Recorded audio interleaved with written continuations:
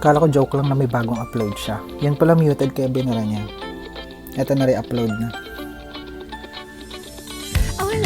Misteryoso, di pa rin mabasa ang iyong tunay na motibo. Ganda ng Korean. Ibang pinapakita, taliwas sa iyong salita, pero ayokong magduda baka lang sa simula. Parang yung mare-mare. Ayokong umasa sa paniniwala. Ah, wow. Malinis, malinis. Ah.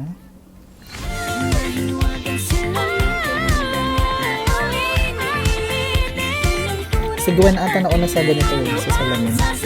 Makeup trend.